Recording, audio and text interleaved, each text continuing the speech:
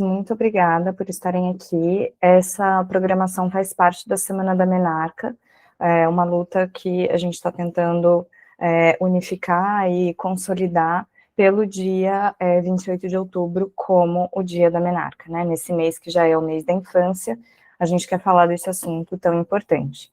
E para esse evento está organizada uma roda de conversa com o tema Menarcas e Violências Menstruais em África, Estratégias de Enfrentamento. A ideia é que a gente converse entre 1 hora e 1 hora e meia com as nossas 3 convidadas. Eu vou apresentá-las já já e vou começar me apresentando, né? Eu sou Letícia Santos, eu sou do Brasil, sou psicóloga, sou educadora menstrual aqui, mestre em Ciências Humanas e Sociais, estudei menstruação, gênero e subjetividade no meu mestrado, e agora eu estou no doutorado, fazendo e pesquisando ativismos menstruais, sempre com a presença nos 2 lugares, né, na academia e nos ativismos. Mas eu queria ir para a parte mais interessante da nossa roda de conversa, que são as nossas convidadas maravilhosas. A gente tem Awa Embaló, de Guiné-Bissau, gestora de projetos de desenvolvimento com pós-graduação em Direitos Humanos, é a primeira educadora menstrual guineense formada. Em 2023, ela fundou a iniciativa Inhalua, uma iniciativa exclusivamente dedicada à promoção de dignidade menstrual. Ela tem feito advocacia e ativismo menstrual pela dignidade menstrual no seu país, sobretudo através das redes sociais. E ela já educou mais de 1.000 adolescentes na Guiné-Bissau em dignidade menstrual, além de professores e animadores comunitários. Então, Awa, seja muito bem-vinda. Desde Angola, nós temos Angelina Sampaio, que é psicóloga da educação, mestre pela Universidade Lusíada do Porto e educadora menstrual com atuação destacada em Angola. Ela desenvolve um trabalho pioneiro de educação menstrual no seu país, e a sua experiência abrange projetos educativos com adolescentes e ações comunitárias que visam desconstruir os tabus sobre a menstruação e promover um acesso digno a produtos menstruais sustentáveis. A Angelina, inspirada pela realidade angolana, vem propondo novas narrativas de respeito, de autonomia, de justiça menstrual. E de Moçambique, temos Célia Mutanga, formada em psicologia clínica socioeducacional. Ela tem atuação dedicada à promoção da saúde menstrual, dos direitos humanos e da justiça de gênero. Como educadora menstrual e defensora dos direitos das meninas e mulheres em Moçambique, tem desenvolvido iniciativas voltadas à sensibilização, formação comunitária e articulação de políticas públicas que assegurem dignidade menstrual e equidade no acesso à informação e aos cuidados básicos. Então, muito bem-vindas, Angelina, Célia, Awa, que a gente possa ter uma conversa muito produtiva sobre esse tema importante, que são as violências menstruais e as menarcas em África, né? Eu tenho 3 perguntas, as 3 são para as 3 convidadas, então todas respondem todas as perguntas, a gente vai se organizando, vou orientando vocês quanto ao tempo. E para a gente começar, já entrando bem diretamente na nossa temática, eu queria relembrar a todas nós que esse ano, no Encontro Latino-Americano, houve o lançamento do Marco Conceitual para a Saúde, Educação e os Ativismos Menstruais, uma proposta desde a América Latina. Nesse marco conceitual, a gente tem a definição de violências menstruais, e achei uma definição interessante, né? A violência menstrual é considerada um fenômeno que deriva do tabu menstrual. As violências menstruais podem ser práticas naturalizadas, então a maioria das pessoas pode ver essas práticas como partes culturais ou não ser reconhecido como violência, né? Mas no marco a gente reconhece como violências. E são 4 tipos. O primeiro tipo são as violências menstruais que afetam as emoções, os sentimentos, a autopercepção da pessoa que menstrua. Exemplos disso são o silêncio, a desinformação. O segundo tipo de violência menstrual são as violências que afetam a participação social e que limitam a vida de quem menstrua. Então, a estigmatização, as práticas de reclusão, por exemplo. Terceiro tipo são as violências que afetam diretamente o corpo. como a violência sexual, o achatamento dos seios, a normalização da dor menstrual e a escassez de estratégias dignas para lidar com alguns desconfortos menstruais. E o quarto e último tipo de violência menstrual são as violências relacionadas às práticas nefastas, como, por exemplo, o casamento infantil ou a mutilação genital feminina. Eu vou pedir para as nossas convidadas que, por favor, nos digam quais violências menstruais vocês identificam nos seus países. Se são esses mesmos tipos que estão lá no marco conceitual, ou se são outros tipos para além desses, né? E se puderem também, na resposta de vocês, comentem sobre os impactos que identificam do tabu menstrual na vida das meninas que estão nesse período de passar pela primeira menstruação. Considerando as violências, né, mas também outros impactos que o tabu pode causar na vida delas. Acho que podemos começar com Angelina, e depois Célia, e depois Aula, pode ser?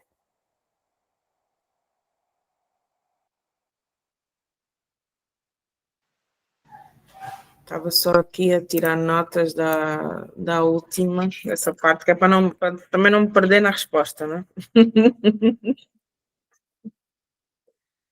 Então, antes de mais, boa tarde a todas as nossas convidadas. Obrigada, Letícia, pela apresentação, né? Bem, falando um bocadinho sobre aqui o tema que me perguntou, em Angola, a luta pela dignidade menstrual ainda enfrenta desafios estruturais, culturais e económicos, né? Que eu acredito que é o mesmo que se passa não só cá em África, mas também noutras partes do nosso globo. Embora existam iniciativas pontuais, cá como alguns projetos pilotos, tais como o projeto do Ministério da Educação, é um projeto realizado em parceria com as Nações Unidas, com a UNFPA, e com algumas organizações locais. Eles distribuem produtos menstruais e promovem formações, não é? Mas esse projeto também está muito ligado mais à questão da a questão reprodutiva do que propriamente a questão da educação menstrual. Só que, pronto, com a pressão mundial que tem sido feita e com a pressão social de alguns ativistas também, já vai-se falando um bocadinho dessa questão da menstruação. Mas o tema, e nós também trouxemos essa nova narrativa do encontro, está muito virado para a pobreza menstrual e não propriamente para a dignidade menstrual. Então, o que é que muitas pessoas fazem cá? O que é que virou quase que moda fazer-se cá em Angola? É as pessoas juntarem produtos, né? Juntarem alguns produtos e distribuírem, e então, assim, dessa forma, dizem ou estão a combater ou estão a contribuir para o combate da pobreza menstrual. Em relação aos quatro tipos que nós falamos aqui, que estão descritos no marco, nós temos os quatro, e custa-me um bocado também dizer isso, temos os quatro. Temos as emocionais e simbólicas, temos a questão do silêncio, a vergonha, a desinformação, ainda é visto como tabu, não mudou muita coisa, apesar dos últimos anos e do trabalho que se tem feito. Temos também os sociais, essa questão das meninas deixarem de frequentar a escola e limita muito a participação delas no meio social, a falta de condições sanitárias nas escolas, e o medo de constrangimento, né? Porque ainda, por ser tabu e da forma como é visto ainda, essa questão do medo do constrangimento.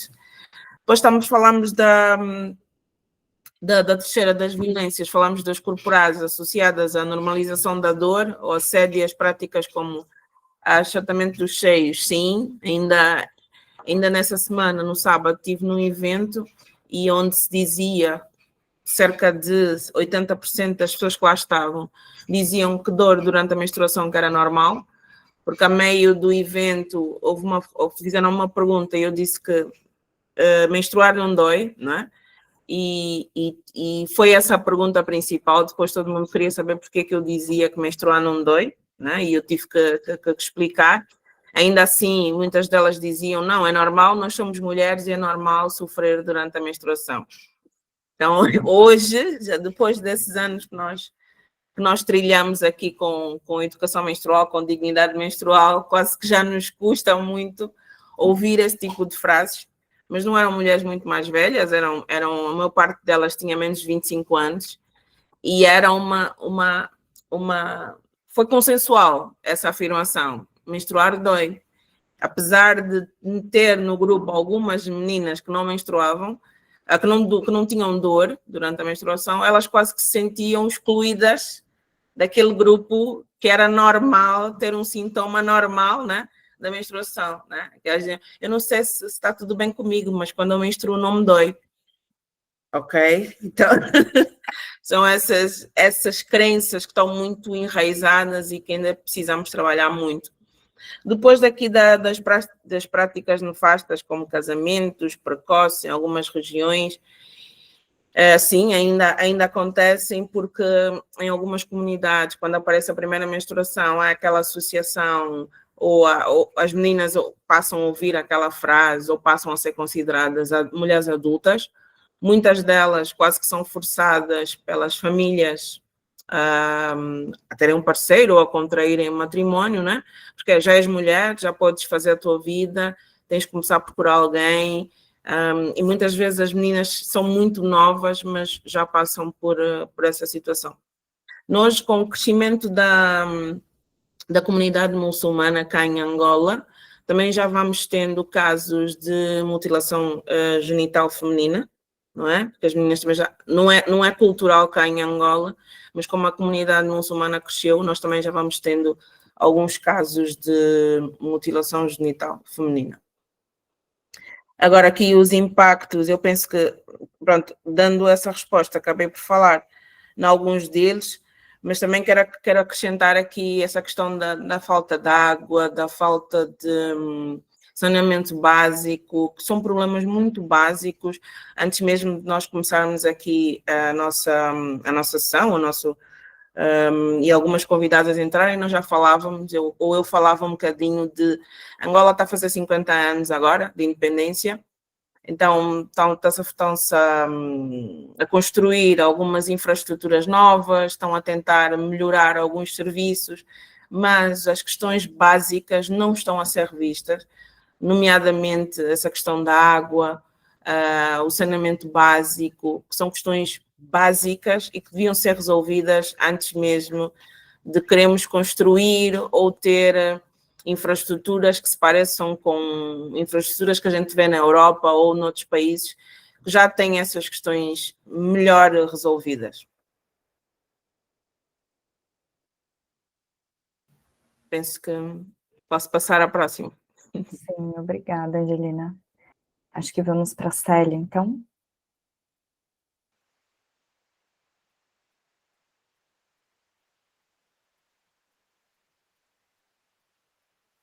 Célia, nos escuta?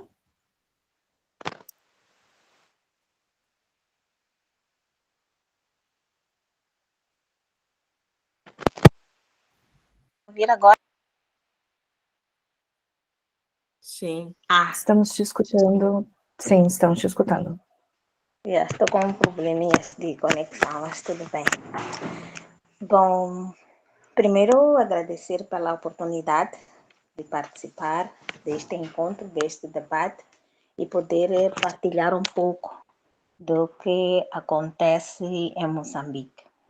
Bom, em Moçambique a realidade menstrual ainda é marcada por muitos silêncios, estigmas e desigualdades. Cerca de 40% das meninas nas regiões norte e centro do país acabam desistindo temporariamente da escola, outras até no definitivo, por causa da falta de apoio adequado durante o período menstrual ou até mesmo logo na sua menarca. E também este fenômeno está associado à questão da pobreza menstrual, que é a ausência dos produtos acessíveis, a falta do saneamento básico e também um tabu cultural por detrás desta questão da menarca. E isso acaba afetando a dignidade, a saúde, o direito dessas próprias meninas em relação a.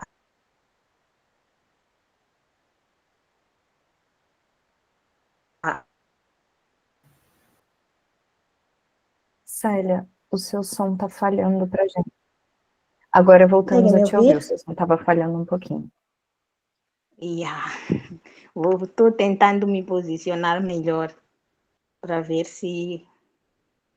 E em relação às violências, os 4 tipos que acabaram mencionando, como dizia a Angelina, de facto, são, para não dizer, são as principais, principalmente no contexto africano, que é carregado de cultura, de crenças, de prática e valores, em que os países também tornaram-se independentes, não vou dizer tão tarde, mas a questão de foco atualmente nos nossos países não está necessariamente ligada à saúde da mulher, não está ligada à proteção da rapariga, é tudo mesmo meio que político. Então, estes 4 tipos de violência ainda assolam a África no geral.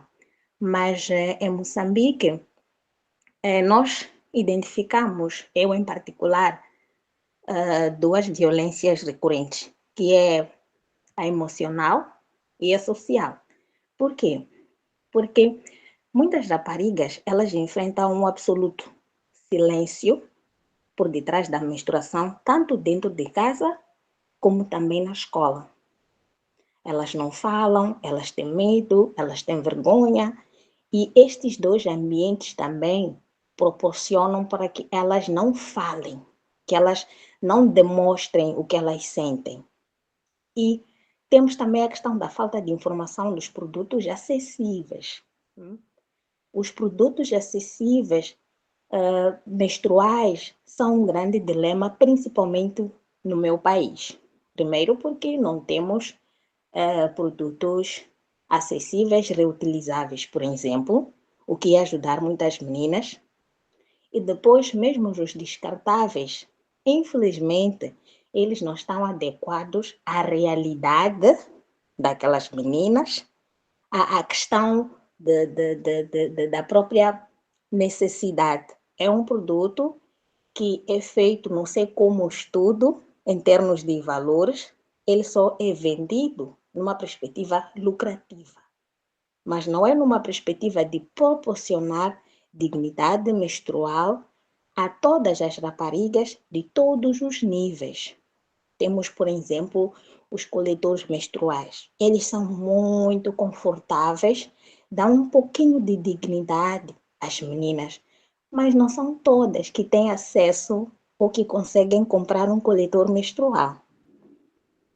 Então, às vezes, as meninas devem ir aos mercados, ir comprar pensos, mas como é que posso dizer? Pensos que não estão necessariamente embalados ou organizados, mas são descartáveis. Compram a retalho. Por exemplo, um penso pode custar em Moçambique 10 meticais. 10 meticais estamos a falar aproximadamente de R$ 1 cada penso. Então, as meninas devem saber que eu tenho que ter R$ 5 para ter 5 pensos para usar durante este meu período menstrual.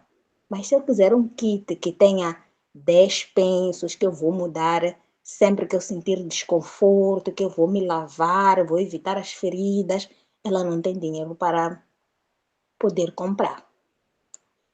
Temos também a questão de as meninas serem impedidas, quando olhamos para violências sociais, de, por exemplo, cozinhar quando estão de período. Tradicionalmente, até eu, na idade quando eu tinha 13, 14 anos, mal que comecei a menstruar, não podia cozinhar. Mas em contrapartida, eu podia lavar a louça, tirar água, varrer dentro, tudo isso. E ao mesmo tempo, eu dizia, não, eu estou com dor. Diziam que não. Menstruar com dor é normal. Isso não mata. trabalha, faz tudo rápido, rápido para poder descansar. Mas não podes cozinhar, não podes servir a comida para o homem, principalmente se ela estiver quente. Então, e temos a questão também da violência institucional. Essa também é algo que eu costumo ver quando vou às escolas. E eu própria, quando estava a fazer a 12ª classe, no meu primeiro dia, eu não ia à escola, de período, porque sentia dores e também pensava, mas eu vou à casa de banho, como é que eu vou me trocar? O banheiro não está necessariamente adequado, não estamos a dizer que devem adequá-lo para as meninas menstruadas, não. Mas condições mínimas de saúde íntima da mulher que me dê segurança, não tinha. E a gente observa muito essa questão da violência institucional, que é a ausência dos banheiros adequados nas escolas, e entre outros pontos que, se eu for a tocar, se calhar eu estaria a responder às próximas questões. Mas em relação ao impacto também, a Angelina colocou muitíssimo bem os casamentos, que nós aqui chamamos de uniões prematuras. Temos também agora uma questão que tem a ver com a adulterização das adolescentes. Logo depois da menarca, já há uma nova particularidade que, dentro dos nossos debates ligados à saúde menstrual e à transformação desta rapariga, é importante nós vermos que, culturalmente, socialmente, entende-se que se ela tem 11 anos, já está a menstruar, ela já está meio que madura, já dá para começar a namorar. Nós, cá em África, por exemplo, na Europa, não chamam de adulterização este ponto, dá um outro nome, mas nós agora, eu estou a perceber isso, que esta é a adulterização das crianças. Elas começam a se portar como se fossem pessoas grandes, porque até os seus próprios pais, os seus próprios encarregados de educação já dizem, não, tu não és criança. Então, são vários impactos que acabam estando todos acoplados depois da menarca. E obrigada. Obrigada a você, Célia, pelas suas contribuições. Aula, você tem a palavra. Olá, boa tarde a todas. Bom, na Guiné-Bissau, a situação não é muito diferente do que as minhas colegas de Angelina e Célia falaram, as companheiras africanas. As violências menstruais são uma realidade que realmente atinge uma boa parte das meninas e mulheres. Eu posso dizer que todas as 4 violências menstruais podem ser encontradas na Guiné-Bissau. Por exemplo, as primeiras que afetam as emoções. Eu, na minha prática de educadora menstrual, por exemplo, eu quando vou a uma escola peço às meninas para deixarem alguma pergunta que queiram fazer para eu poder me preparar para ir. A maior parte da pergunta das meninas é, por exemplo, como é que eu faço para ninguém descobrir que eu estou a menstruar? Eu posso dizer que 80% das perguntas é sobre isso. Como é que eu posso esconder? E, aliás, as mães, às vezes, dão instruções muito precisas nesse sentido, porque junto com o desconhecimento passamos misticismos. Por exemplo, aqui na Guiné-Bissau diz-se que a questão da dor menstrual é de alguma forma transmissível. São aspectos místicos que supostamente pode-se passar, por exemplo, são coisas absurdas, mas acontecem. Quando eu, por exemplo, tenho dor menstrual, vou lavar a minha cueca, a minha calcinha que tem sangue menstrual e vou deitar na rua.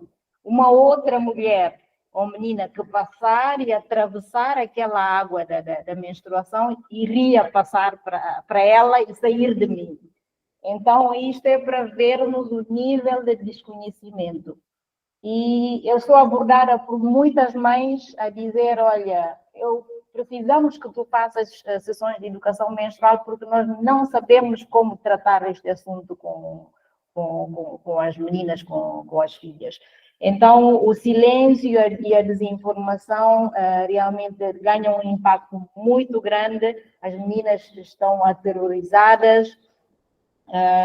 As meninas, depois quando entram na puberdade, começam a receber aquelas ameaças. Tu não podes brincar mais com meninos, com rapazes e tal. Eu uma vez ouvi de uma professora, na altura eu fiz uma sessão de educação menstrual para professores, e a professora disse, olha, eu quando era mais nova, a minha tia disse-me que agora que eu estou a menstruar, não posso ter contacto com homens, rapazes. E ela era muito nova, não sequer imaginou o que aquele contacto queria dizer. Então, ela diz que quando se estava a menstruar, quando saía na rua, se cruzasse com um homem ou um rapaz, ela fugia.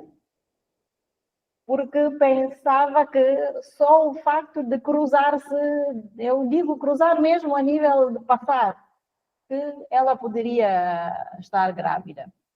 Então, realmente, este tabu menstrual leva a violências psicológicas muito grandes nas meninas.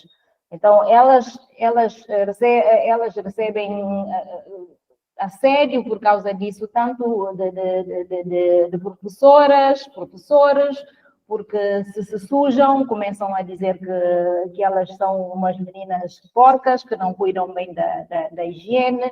Então, aquilo vai se perpetuando.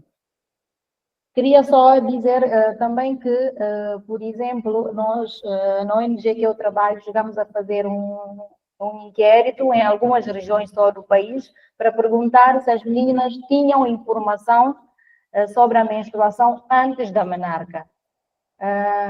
Mais ou menos, mais de 70% disseram que elas souberam da menstruação quando elas tiveram a menarca. Portanto, são muito poucas as meninas que recebem informação.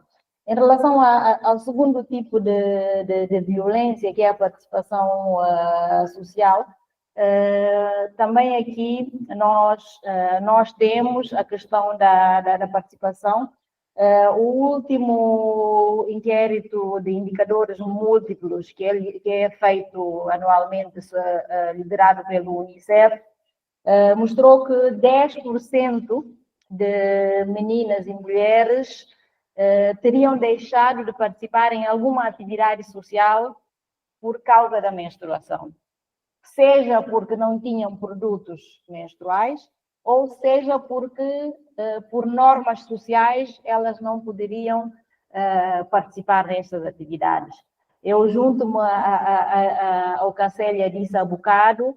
Também há a questão de, em alguns grupos étnicos, sobretudo, aqueles que são de religião muçulmana, que realmente a mulher não pode cozinhar, não pode jejuar, não pode fazer certos ritos religiosos, mas não só religiosos, mesmo sociais. Há algumas etnias que fazem aquela espécie de exclusão da menina, a menina, a mulher, que tem que ficar num sítio separado quando está a menstruar. Relativamente ao terceiro tipo de violências menstruais, aqui o achatamento dos seios não é muito verificado, mas a questão da normalização da dor é sim um problema muito sério. É tão sério que os próprios médicos profissionais de saúde, é que quando uma menina, por exemplo, vai para procurar alguma resposta, procurar algum alívio para o seu desconforto, a sua dor menstrual, os médicos dizem-lhe a única solução é tu teres filhos. Quando tiveres filhos, aí é que vai resolver. Há algum tempo eu tive um relato de uma menina que ela dizia que ela foi ao médico, tinha 16, 17 anos, e o médico disse-lhe, eu não posso fazer nada. Quando tu tiveres filhos, isso tudo vai passar. Então vai ter filho. No fundo é isso. O quarto tipo de violência que eu considero que é a mais grave de todas, e a situação é muito preocupante na Guiné-Bissau, ligadas a práticas nefastas. Nós, o último mix, como eu digo, o índice de indicadores múltiplos, revelou que mais de 50% das meninas e mulheres guineenses teriam sido vítimas da mutilação genital feminina. É um índice muito elevado, dos índices mais elevados do mundo todo, apesar dos muitos esforços que são feitos pelas organizações de sociedade civil, a prática persiste e está intimamente ligada à puberdade. Portanto, quando a menina, em tempos atrás, quando a menina estava na puberdade, fazia-se o ritual da excisão, da mutilação genital feminina. Agora, porque há uma lei que criminaliza isso, e para poder esconder o ato criminoso, os que praticam estão a fazer em meninas muito mais novas, mas às vezes em bebés, porque é mais fácil esconder quando se pratica uma bebê, porque se ela chora é simplesmente dizer não, ela está com cólica, ou foi porque eu lhe furei a orelha para ela ter um brinco, e é isso. Mas está intimamente ligado, porque a mutilação genital feminina estava sempre ligada justamente à fase da puberdade. Quanto ao casamento infantil, infelizmente também é uma realidade ainda presente na Guiné-Bissau, e muitos pais continuam com esta prática. As meninas basicamente 15, 16 anos, uns anos depois da menarca, são obrigadas a casar-se com homens muito mais velhos. Quando tu vais falar com os pais, eu por acaso neste momento estou a fazer um trabalho relacionado à prevenção destas duas práticas, a mutilação genital feminina e o casamento precoce e forçado. Os pais dizem, não é porque nós estamos a fugir da vergonha. A vergonha seria que a menina engravide sem estar casada. Ou seja, em vez de ensinarmos sobre o ciclo menstrual, sobre a sexualidade, o remédio é casar uma menina de 14, 15 anos, com tudo o que isso implica, né? Perda da infância, a menina depois nunca mais vai estudar, vai ter filhos muito mais cedo, com todos os riscos à saúde que aquilo acarreta, e muitas outras. Então, os impactos assim imediatos que eu posso dizer o desconhecimento da questão da menstruação, da menarca, e o desconhecimento do corpo frequentemente leva à gravidez precoce, porque ninguém fala com as meninas. Não se fala nem na escola, nem na família e nem em sítio nenhum. Se a menina tiver sorte de apanhar um ou outro, uma sessão feita por alguma ONG ou outra, tem algum conhecimento, mas se não, fica completamente desinformada. Outra questão das violências, certamente, é o absenteísmo escolar. As meninas em idade da adolescência são as que mais depois desistem da escola. Depois temos, obviamente, a perpetuação de violências como a mutilação genital feminina e o casamento. Pronto, eu fico por aqui, por enquanto. Obrigada, Ala. Eu estou aqui escutando vocês três falarem e duas palavras se destacam, assim. A primeira palavra é informação, a importância da informação nesses contextos. E a segunda palavra é cultura, porque algumas práticas são consideradas culturais e as pessoas vão justificando alguns atos violentos e naturalizando essas violências por trás disso. Não, isso é uma prática cultural, isso, enfim. São debates muito complexos de se fazer, e os trabalhos de vocês três mostram o quanto é necessário que essas conversas sejam feitas, né, que haja iniciativas nesse sentido. Isso me leva à minha segunda pergunta, né, o que vocês estão me dizendo é que todos esses tipos de violência menstrual que vocês encontram nos países de vocês são violações de direitos fundamentais, violação do direito à saúde, violação do direito à educação, ou até do direito de ir e vir, né, da pessoa decidir para onde ela vai, com quem ela vai, direito ao bem-estar, à dignidade humana, enfim. A nossa luta nesses cenários, enquanto educadoras, eu acredito que é pela erradicação dessas violências. Então, queria entender quais as estratégias e as ferramentas que vocês estão utilizando para combater e enfrentar essas violências, né? E como vocês veem o papel da educação menstrual, dos ativismos menstruais, do trabalho de trabalhadoras da saúde enquanto trabalhadoras por uma menstruação digna também, né, nos países de vocês. Vamos repetir a mesma ordem de respostas, então a gente começa pela Angelina.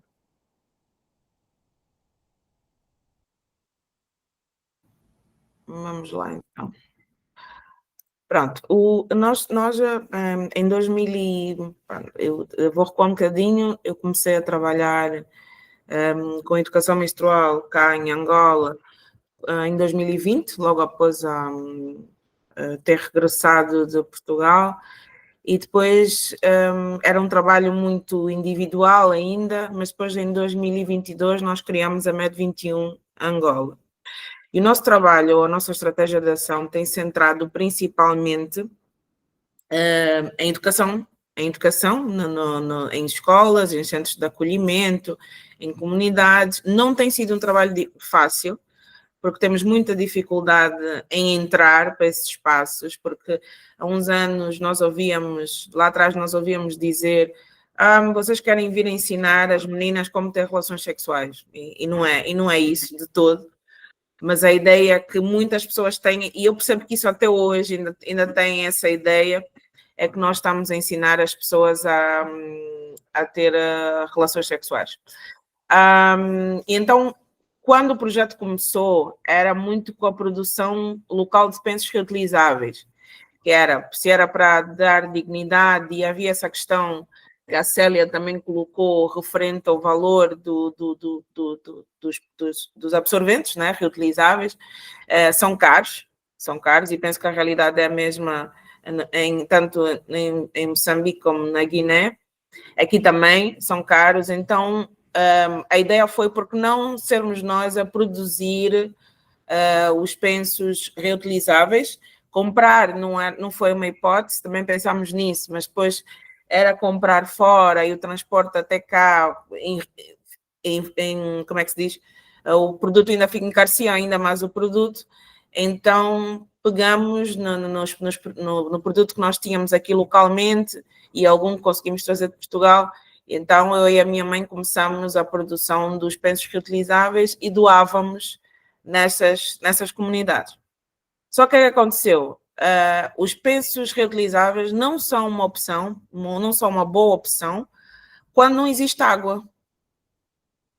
Né? Porque eles precisam de água, as meninas precisam de água para lavar, e aquelas comunidades com as quais fomos trabalhando no princípio, e ainda trabalhamos com algumas delas agora, elas tinham que ir até o rio, andavam 5, 10, 15 quilómetros para ir buscar água. E mesmo aqui na zona urbana, dentro da cidade, em alguns centros de acolhimento, também não há água.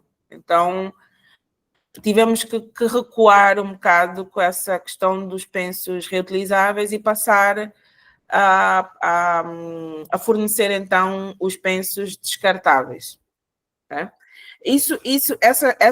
Essa questão da falta de água acaba por... Nós levamos essa questão várias vezes às instituições com as quais trabalhávamos e as pessoas também que nos acompanhavam, e nós conseguimos, com o trabalho de educação menstrual e toda a campanha que se foi fazendo e essa questão da água, conseguimos, pelo menos, que já criassem um poço de água dentro de uma dessas comunidades, o que não só beneficia... Começou com a questão dos pensos reutilizáveis, né? Que elas precisavam de água, mas acaba por beneficiar toda a comunidade, porque eles não precisam andar até o rio e têm um poço de água ali no meio, né? Então, o nosso trabalho tem centrado principalmente nessa questão da educação menstrual, formar as pessoas, tentar fortalecer as redes de apoio, né? E eu tendo essa vertente da psicologia, então quase que faço uma fusão dos dois para poder entrar também em determinadas áreas, em determinados meios, para trabalhar com educação menstrual.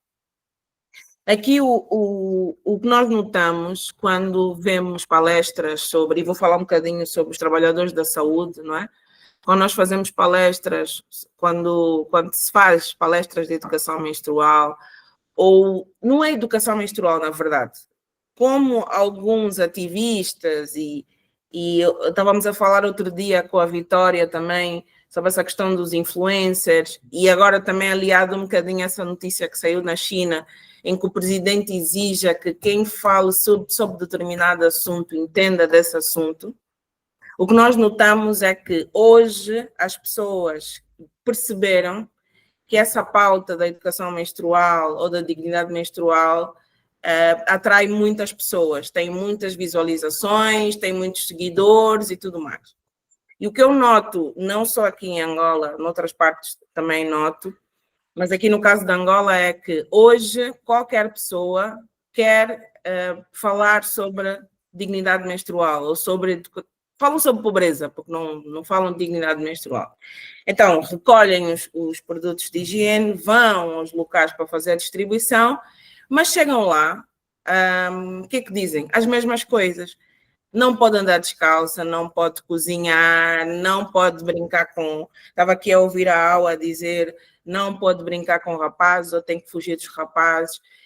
Quer dizer, continuam a perpetuar todas essas crenças e todos os tabus que nós temos estado a tentar desmistificar e acabar com isso, porque não têm a informação certa ou adequada. Eu já ouvi ginecologistas conceituadas, médicas com muitos anos de carreira, mas a darem aulas de educação menstrual durante esses eventos, mas a incluírem todos esses tabus e ninguém a explicar devidamente. Por exemplo, quando falam do ciclo menstrual, dizem a todo mundo, toda mulher tem um ciclo de 28 dias, se o teu ciclo não tem 28 dias, então a tua menstruação é irregular. Eu já vi isso, e não foi uma vez, foram várias vezes. Então, até essas pessoas, aliás, é mais difícil trabalhar com essas pessoas, porque na cabeça dessas pessoas elas sabem tudo.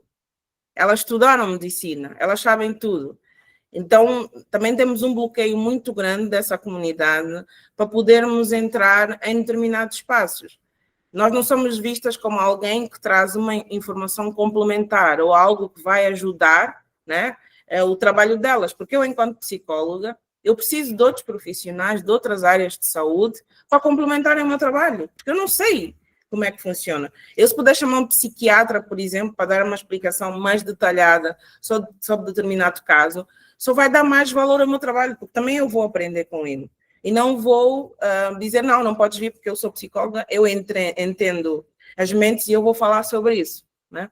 Então, temos tido muitas dificuldades aqui no nosso país em falar sobre isso, e quem tem fama, quem é influencer, quem são essas pessoas que têm abertura para falar sobre um tema que desconhecem. Passo a palavra a Célia. Obrigada, Angelina. Colocaste pontos bem interessantes, muito interessantes. Bom, eu parto primeiro do princípio de que nós, como África, em particular como Moçambique, tivemos primeiro esta oportunidade de olhar para a saúde menstrual, mas não como saúde menstrual, porque como África não foi uma pauta nossa. Culturalmente, não fomos nós que trouxemos esta abordagem de querer criar mecanismos para que haja esta dignidade menstrual ou mesmo lutar pela saúde menstrual. Isso já é um ponto extremamente negativo para a absorção e criação de metodologias para garantir que estas meninas, estas mulheres tenham seus direitos respeitados e garantidos. E por causa desta relação, nós, quando começamos a ouvir falar sobre a saúde íntima da mulher, a primeira coisa, as primeiras abordagens que nos chegaram eram ligadas a direitos sexuais reprodutivos. Nós falávamos quantos filhos tu tens que ter, é tua decisão, tu é que tens que fazer, tu é que escolhes. E esta narrativa nós pregamos nas comunidades, nas escolas, e foi muito difícil conseguirmos entrar para falar deste ponto, porque é algo muito cultural, em que a mulher não tem direito à decisão.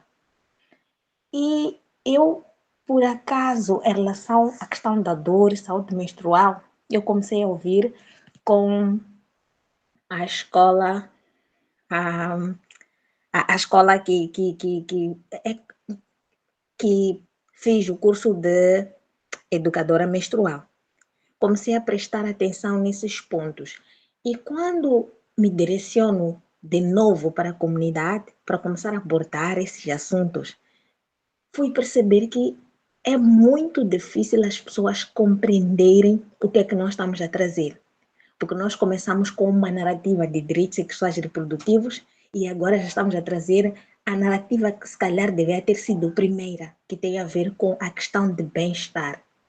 E isso, na primeira narrativa, um dos piores erros que cometemos foi aliar direitos sexuais e reprodutivos com métodos contraceptivos. Não era só diálogo.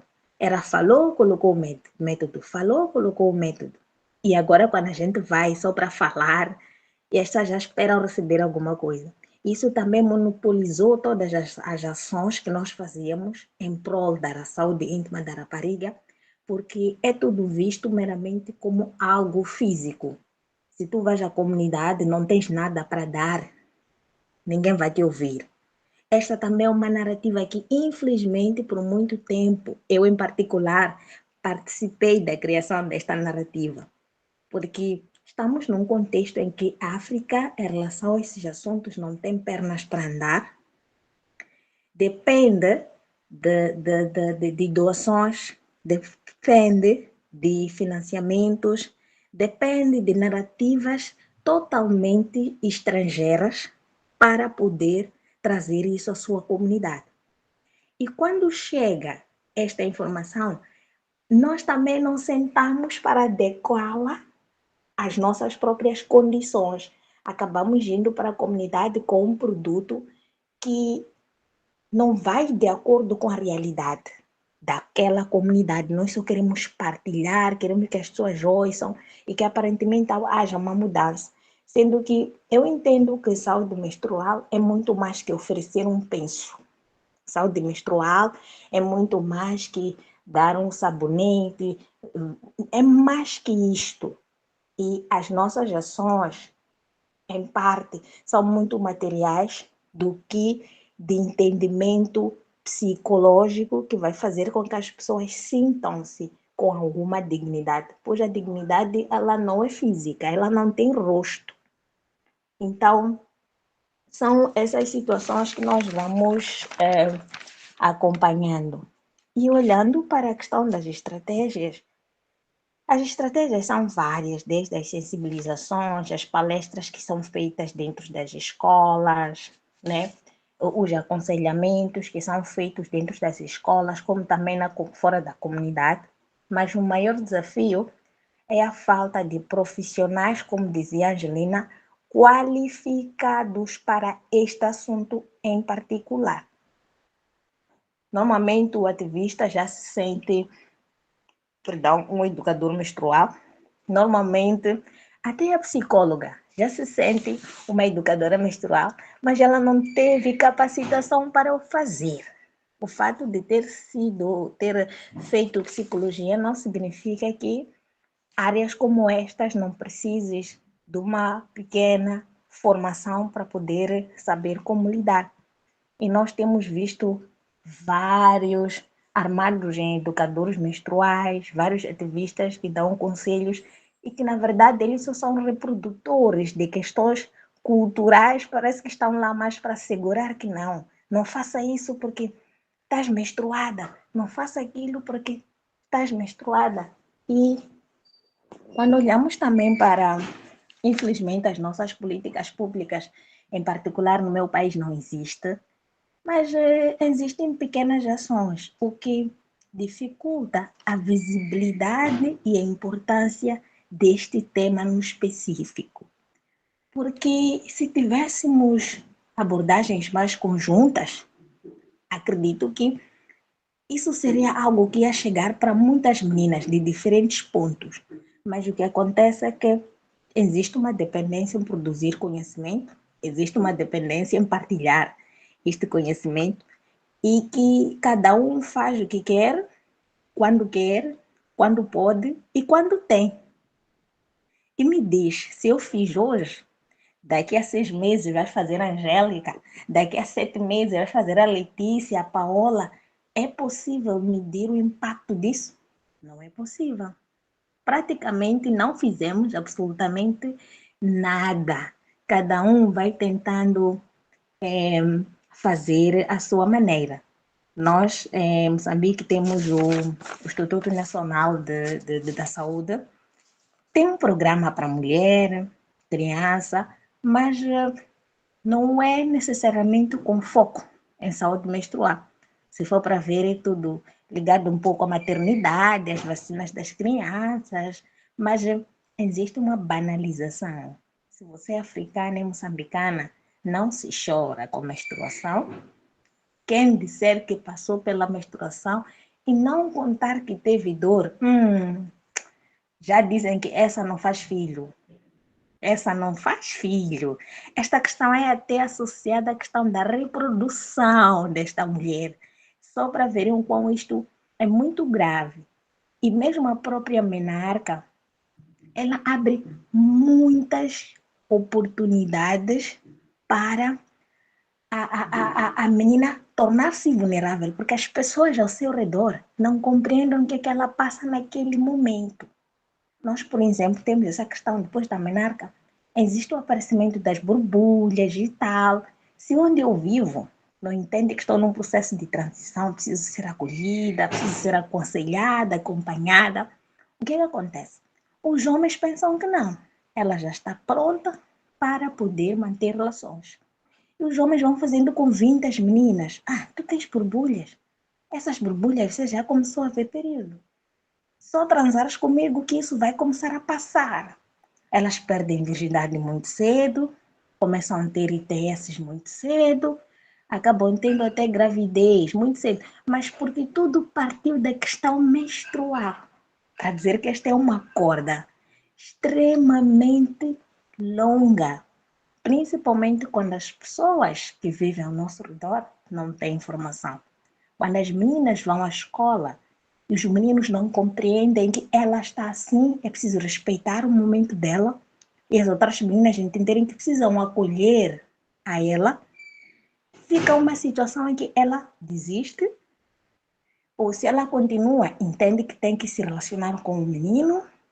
Então, são questões que se calhar levaríamos todo dia, que tenho para partilhar, ligadas mesmo ao meu país. E nessa terceira questão, Letícia, também, não sei se tínhamos que responder à questão das iniciativas e políticas, eu acabei aqui deixando alguma iniciativa que nós temos em Moçambique, as organizações não governamentais também, infelizmente, não fazem educação menstrual como eu aprendi convosco. É tudo ligado a um sabonete, uma calcinha, um penso, um kitzito. Vamos distribuir e entendem que isso é dignidade, mas isto não é dignidade, é colocar e aumentar a vulnerabilidade dessas raparigas, infelizmente. Obrigada. Obrigada, Célia. E Angelina também pelas contribuições de vocês. Muito potentes os trabalhos e as falas. Vamos escutar a aula agora, por favor. Bom, no caso da Guiné-Bissau, a nossa, bom, tal como falava a Célia, realmente a luta pela dignidade menstrual, nós seguimos as companheiras latino-americanas, porque o inicial, bom, eu, por exemplo, quando começamos a abordar a questão da menstrual, nós fomos atrás de organizações das Nações Unidas que o discurso deles era de higienização, né? Então, abordagem de higiene menstrual. Então, foco nas casas de banho, focos em fornecer materiais para a gestão da menstruação. E assim, então realmente eu também foi, depois de fazer o curso de educadora menstrual, com a educação menstrual pelo mundo, é que realmente vi o outro lado da questão, né? Então, a maior parte das iniciativas que se fazem cá não são iniciativas em termos de políticas públicas, são realmente projetos que são financiados sobretudo por agências das Nações Unidas, mas outras também, focam-se mais realmente na questão da higiene, sem pensar na parte da dignidade e tudo o que ela acarreta. Então, eu particularmente o que tenho feito, a minha iniciativa é um negócio de impacto. Eu realmente procuro que a minha iniciativa consiga ser sustentável ao longo do tempo, não tenho financiamentos, faço às vezes ateliês com escolas que me pagam uma coisinha, nada de valor elevado, mas em outras vezes também, sobretudo em zonas mais rurais, eu faço sem que cobre nada para isso. O que eu tenho feito é que, como eu vou fazendo gestão, vou fazendo gestão de projetos de desenvolvimento, eu fui tendo contacto com as pessoas, com meninas, e fui vendo algumas estratégias de abordar questões que por si só são difíceis de abordar. Eu dou exemplo, se tu vais a uma comunidade onde a questão da mutilação genital feminina, o casamento precoce é muito enraizada. Se tu anuncias que essa é a tua pauta, eles não te abrem as portas, não te deixam trabalhar. É mais fácil eu dizer, ok, eu venho aqui para ensinar as vossas meninas a se cuidarem. Então, sim, nós achamos muito bom, sim, podem falar disso, não há problema, e então aproveitamos nesses momentos para fazer a alfabetização corporal. Mostrar às meninas como é feito o seu corpo, como é a genitália. Há poucos dias, como eu dizia, estou a fazer um trabalho nessas temáticas de mutilação e de casamento precoce. Estava numa conversa com meninas e veio a conversa e eu perguntei, vocês sofreram a excisão feminina? Uma menina disse-me que não sabia.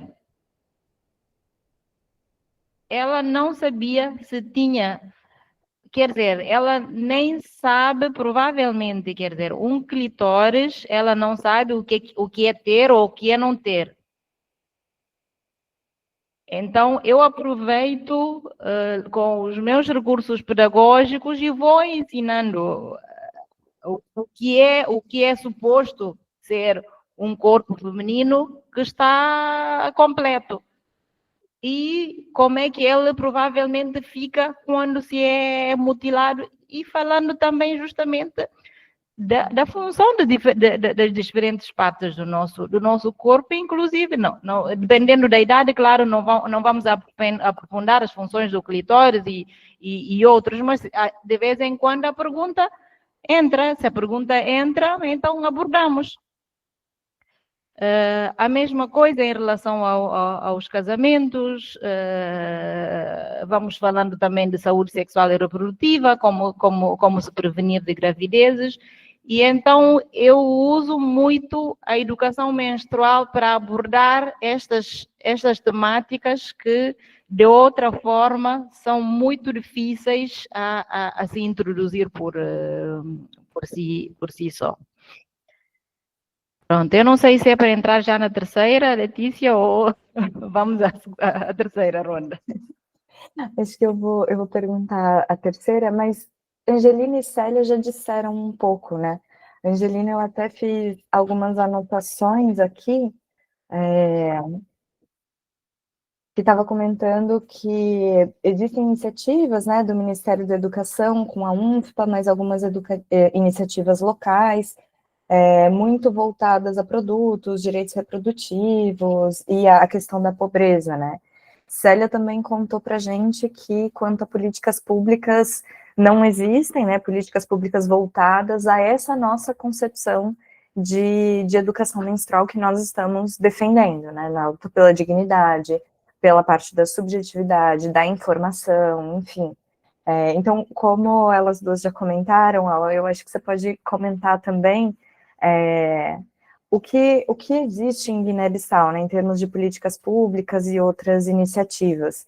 E aí depois a gente faz uma rodada final, caso vocês queiram acrescentar mais alguma coisa que não tenha ficado contemplada nas perguntas. Na Guiné-Bissau nós não temos nada em relação a políticas públicas. E, aliás, tudo que é relacionado de uma forma assim mais ampla à saúde sexual e reprodutiva, sempre são agendas que vêm de fora, né? Vêm sobretudo com agências das Nações Unidas, e então a pauta deles é que acaba por ser uma política nossa. Infelizmente, os nossos governantes não têm tido a proatividade de impor agendas. Então, por exemplo, uma das coisas que eu muito critico aqui na Guiné-Bissau por exemplo, a colocação de dispositivos contraceptivos intradérmicos nas meninas. Basicamente, eu não posso dizer com toda a certeza, mas eu creio que os profissionais de saúde recebem alguma coisa por colocação, porque meninas de 13, 14 anos são submetidas àquilo à força, os pais levam familiares e ninguém é informado quais são os possíveis efeitos colaterais, vão colocando aquilo e o pior de tudo, não se informa, né? Porque sabemos todos que, por exemplo, a questão desses métodos contraceptivos previnem a gravidez, mas não previnem infecções sexualmente transmissíveis. Mas ninguém fala disso com as meninas. As meninas, não tendo informação, acham que estão livres, podem fazer tudo. E então, pronto, em relação a políticas na área da dignidade menstrual, aqui na Guiné-Bissau não existe nada. Tal como nos outros países africanos, o que realmente de vez em quando aparece é alguns projetos a fazer distribuição de material para a gestão menstrual. Mas assim, não de forma contínua, é uma vez ou outra e depois acaba. É isso. Uau, que falas, né, gente? Muito, muito potentes os trabalhos de vocês na erradicação dessas violências nesse território. Eu fiquei escutando e tentando fazer algumas sínteses aqui, queria contar um pouquinho. Em vários momentos, vocês dizem as pautas estrangeiras chegam aqui com a informação de uma determinada maneira, e aí parece que não tem adaptação para o território, né? Parece que aquele olhar cuidadoso que a gente estuda tanto e investiga tanto, quais são as melhores formas de atuar nos nossos territórios, com as particularidades de onde a gente vive, com a cultura que a gente conhece, né? Parece que quando essas pautas vêm importadas, elas vêm de um jeito inadequado. Então, fiquei pensando isso dessa maneira, né, na importação das pautas estrangeiras e no quanto é importante o trabalho de vocês para gerar esses saberes adequados, essas práticas coerentes com os locais em que vocês estão atuando. Isso é de uma preciosidade, não existe nada de fora que a gente vá importar 100% e que vá nos compreender, nos contemplar, né? Então, esse aspecto da fala de vocês, para mim, foi muito importante. E também, um aspecto, assim, a cultura também entra, né? Quando a gente não está falando de importar essas práticas, mas quando a gente está falando de observar as práticas que já são consideradas culturais, naturais, corretas no nosso território, vocês, no trabalho de vocês, também tentam estabelecer diálogos e ferramentas, estratégias para estar nos lugares, mesmo quando é muito difícil estar nesses lugares. E quando a gente tem que, aqui no Brasil a gente diz que é um jogo de cinturas, em todo um rebolado e adaptação para entrar nesses lugares e conseguir fazer um trabalho coerente. Então, também, né, nos trabalhos que são criados nos nossos territórios, muitas vezes as pessoas reproduzem tabus que geram violências. Então, os trabalhos de vocês também são muito importantes nesse sentido, de ir na onda, no sentido de conseguir entrar no lugar e fazer diferente uma vez lá dentro. Então, queria agradecer muito, foi muito rico, foi muito importante ter escutado as três hoje. Os trabalhos são potentes demais, vocês são incríveis, é um prazer estar aqui com vocês.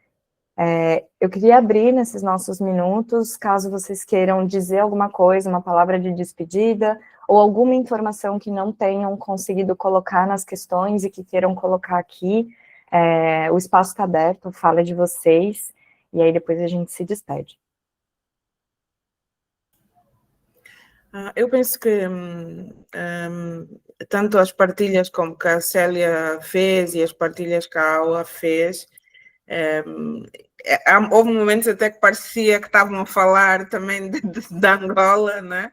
Porque são práticas muito parecidas E essa questão que a Aula trouxe agora aqui no final sobre as políticas, que é muito importante, é muito pertinente também falarmos sobre isso, sobre essas quase que transferências do que se pratica lá fora, o que é instituído, e que depois aparecem relatórios, inclusive os próprios relatórios das Nações Unidas, que dizem que foram implementadas X práticas, foram distribuídos X produtos, e que depois, quando a gente vai ao terreno, constata que não é verdade, mas esses números constam dos relatórios e nós vamos percebendo também um bocadinho como é que a coisa funciona, né? Então, acho que é muito importante falarmos dessa ausência de políticas adaptadas ao contexto de cada país e não pegar no que há lá de fora. Só me resta agradecer a partilha e sempre gosto muito sempre de ouvir a aula partilhar a realidade dela da Guiné, e agora gostei muito também de ouvir a Célia falar da realidade de Moçambique. E não sei se há alguma pergunta, se nos querem perguntar alguma coisa, se não sei. Pronto, estamos disponíveis. E Célia e Aula, o microfone é de vocês também, se vocês quiserem acrescentar alguma informação, enfim, está aberto. Obrigada. Foi um momento de partilha e reforça as similaridades, né, do continente africano. Temos muitos desafios e creio que temos que trabalhar mais em conjunto para mudar situações. Acho que foi a Angelina que falou aqui da questão do reconhecimento do trabalho das educadoras menstruais como pessoas que possuem formação, ferramentas adequadas para levar a informação, para que chegue de uma forma, sobretudo às meninas, de uma forma suave, de uma forma que elas possam perceber, mas não ficar com medo, que é o que tem acontecido. É isso, eu acho que Angelina, Célia, temos que juntar-nos mais, ver o que podemos fazer em conjunto. As nossas companheiras da América Latina, eu sei que estão sempre conosco e tenho certeza que qualquer iniciativa nossa será apoiada por elas. Mas falei por vós, mas eu tenho certeza que sim. De fato.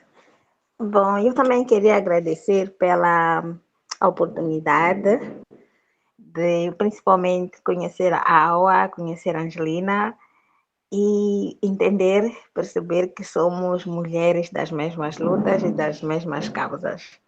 E é muito gratificante ver que somos mulheres que têm intenções e planos de deixar um legado para que as outras mulheres continuem, pois este é um legado começado por mulheres e deve passar para outras mulheres. Mas também eu tenho a percepção de que nós sabemos como é que as coisas funcionam nos nossos países, quais são as dificuldades, mas também temos que nos inspirar umas às outras, e acredito que a Escola de Educação para a Saúde Menstrual, que é mesmo pelo mundo, talvez esteja na hora de pensar-se no movimento africano, só mesmo para provocar a própria escola, a própria Letícia como representante, termos um movimento, mas um movimento meio que também africano, porque esta é uma pauta que infelizmente não faz parte dos nossos países e desafia no extremo a cultura, desafia no extremo a política, porque um país que vive centrado em questões políticas ligadas à questão de quem governa, à questão de financiamentos, é um país que no final do dia não tem a perspectiva de desenvolver ou de ver mulheres ao seu lado a desenvolver o seu próprio país. Então, somos tantas mulheres que vivemos aprisionadas aos nossos próprios sonhos por causa de tabus como estes, por causa de situações como essas que são mal nos ditas, mal nos ensinam, mal nos passam informação, porque eu entendo que uma mulher que tem domínio do seu próprio corpo, conhece o seu próprio corpo, ela tem a capacidade de voar para qualquer lugar. Porque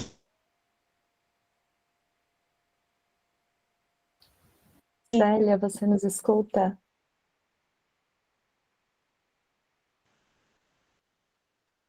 medos ou batalhas na vida de uma mulher é ela mesma. E ela mesma significa o seu próprio corpo.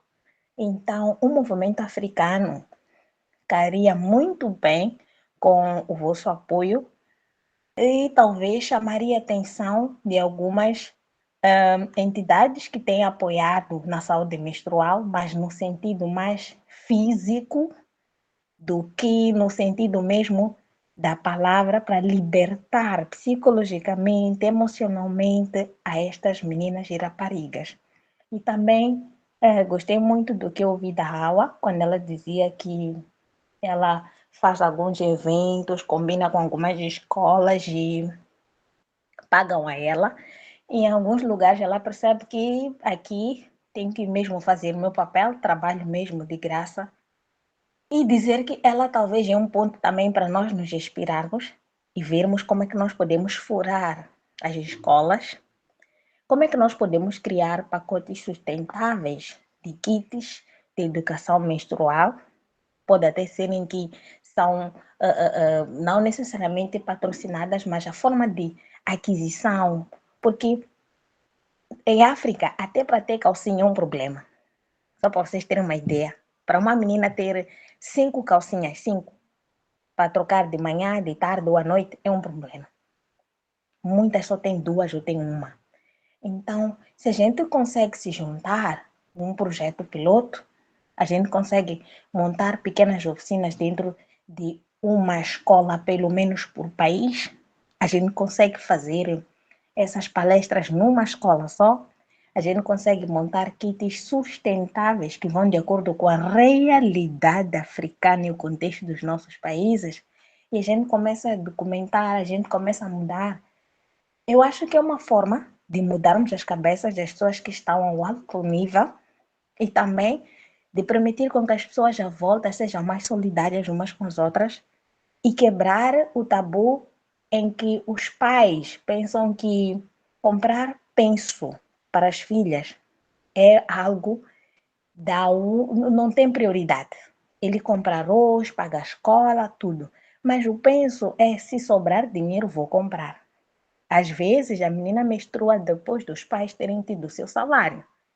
E ele poderia ter comprado naquele dia, ou a mãe teria comprado, guardar, mas não, para ver que só o primeiro tópico, que é ter o penso, é missão impossível até para famílias em que não são tão desfavorecidos assim, deixam para a última hora e acaba sendo responsabilidade de uma rapariga de 11, 12, 13 anos, que ela tem que pensar como é que ela vai arranjar um penso, porque vai ficar desconfortável, como é que ela vai pensar para ter mais uma calcinha, porque vai ficar desconfortável. Então, um movimento muito bem articulado pode, talvez, trazer com mais ênfase essa questão em África em particular, porque comparado com a Europa, comparado com outros países estão mais avançados que nós, as meninas têm dignidade menstrual, mas nós ainda é um problema.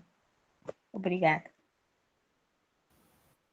Obrigada, muito, muito obrigada, as três. Certeza para todos que aqui estiveram, que estão ainda, foi uma conversa muito rica, e queria finalizar dizendo da potência desse momento também, né? Uma potência em que nós podemos tomar consciência, mais ainda, né? Mais do que já temos, da materialidade, da realidade dos países de vocês, e que vocês podem estar juntas, que vocês podem se conhecer, e que a gente pode formar redes de apoio, de troca de informação, enfim, para esse movimento menstrual, por uma dignidade, por uma definição de dignidade menstrual mais coerente com onde a gente vive, né? E não importada. Então é isso, pessoal, acho que a gente pode finalizar. De novo, agradecer muito as três convidadas, são potências, e agradecer a todas que estiveram aqui também, Lembrar que tem mais programação ainda hoje, às 5 horas. Vicky quer falar da programação de hoje às 5, que é brasileira, gente. Muito bom. Exato, gente. Fica o convite também rapidinho, porque essa eu pedi para a Carol também para ser em português. Então, vamos nos representar na língua portuguesa e todo mundo que fala espanhol também está convidadíssimo. A gente vai se ajeitando, se entendendo. E aproveito também para dizer que foi muito rico. Começamos com chave de ouro essa semana. Então, obrigada, mulheres maravilhosas que trouxeram hoje muitos pensamentos, muitas reflexões sobre as práticas e todo o trabalho que vocês fazem aí. Muito obrigada.